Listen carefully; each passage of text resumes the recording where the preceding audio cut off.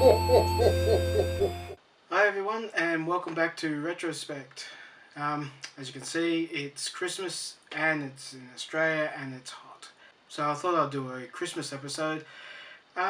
Went through my games. Unfortunately, I only had one Christmas game to review. So I'll be reviewing James Pond 2, codename Robocod. So I'm going to be playing it on the Sega Mega Drive. Originally, I played it on the Amiga, because that's the system I had at the time of the release in about, I think it was Christmas 1991 it was released. It was released on the Amiga, Atari ST and the Sega Mega Drive or Genesis, depending on which country you live in. So, let's get the cartridge in the Mega Drive and have a go. This colourful arcade platform romper with treasures to collect, kind of cute bad guys to bump off, and levels to complete. Yes, it's a formula that was tried and tested, but Robocod is different.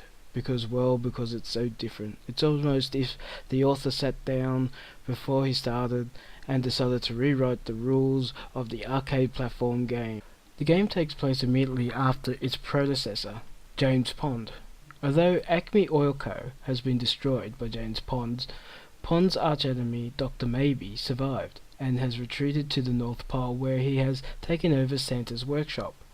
Dr. Maybe is holding Santa's workers hostage. In most versions of the game they are penguins, in some they are elves, and has turned many of Santa's helpers into his own twisted and dangerous assistants. James Pond is recruited to infiltrate Santa's Grotto, free the captive penguins, retrieve the stolen toys from the children of the world, and defeat Dr. Maybe once and for all. This time, however, due to the great risks involved in his mission, Pond is given a robotic suit and the code name Robocod, a pun on Robocop. This suit gives Pond superhuman strength and the ability to stretch his midsection indefinitely and reach otherwise impossible high areas. James starts outside Santa's toy factory. It would be more fun than a game set largely in a huge factory with produces sweets, toys, presents and other desirable consumer products. In fact, the game is built up of 8 levels, each of which is based on a product name. The first and the easiest is all cuddly toys, while the second is centered around sports gear. While the game progresses, we move into the territory of musical goods, bath toys, cakes, cards and board games, sweets and mechanical playing things. As you can imagine, this level plenty of room for a delightful and even charming panorama of graphic tricks, humorous touches, novel bad guys, and best of all, heaps of gameplay. And that's not all.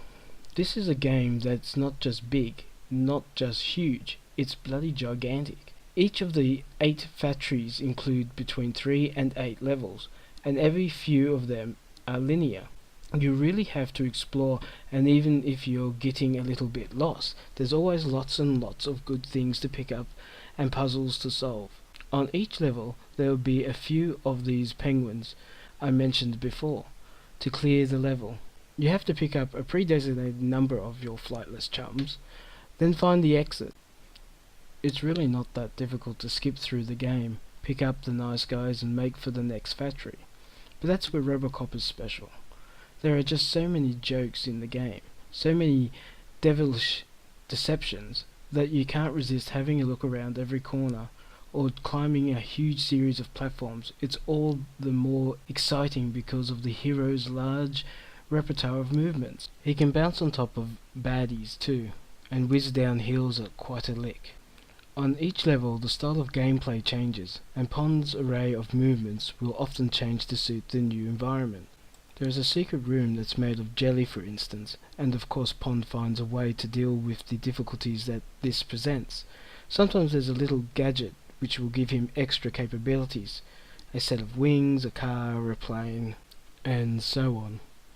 And while few of these tricks are original, it's a rarity to find them all together in one game. They haven't been squeezed in here either. The game is blessed with absolutely loads of room to move around in, suffering from none of the feeling of claustrophobia which haunts even some of the best platform games. Pond carries 3 batteries. He's a cyborg fish, remember? As he possesses at least one, he can't die. If you bump into a baddie, you lose a battery. That isn't so bad because there is enough batteries lying around, and this to your 3 lives, and the game continues.